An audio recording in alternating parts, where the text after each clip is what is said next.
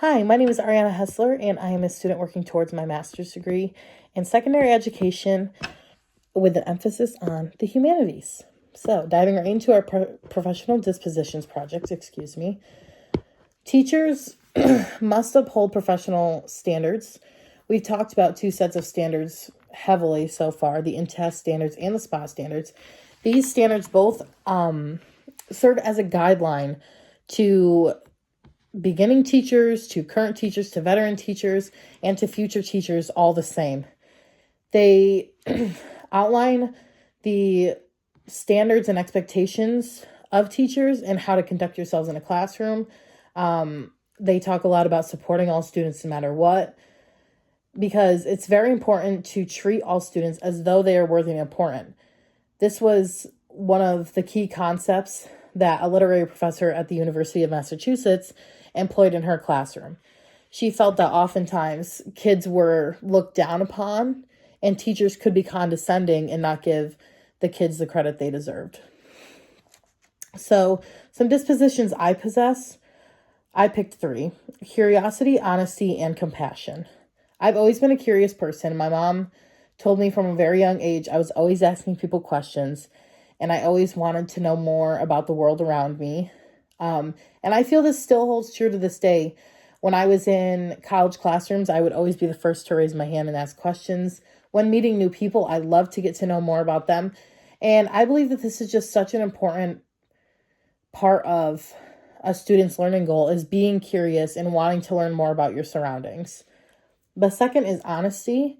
I feel I'm a very honest person, sometimes too honest at the expense of other people's feelings, which I'm working on. But honesty is, again, something that needs to be stressed in school. It gives students accountability and helps them to understand the gravity of their actions. And compassion. I'm a very compassionate and empathetic person. I'm the type who cries at the SPCA commercials. But again, compassion is something all students and all people really should learn and have a good grasp of, because compassion is what helps us to work with other people. It helps us to understand other people, and it can help us deepen our understanding and our learning process. But I do need to work on high expectations. I sometimes find myself giving allowances to certain kids or letting them do maybe not as well as they could, just because sometimes it's easier, or sometimes I just don't know if they could reach the high expectation that I have for others. So that's something I need to work on. But that brings us to professional biases. So professional biases can have a very, very detrimental impact on learning and teaching.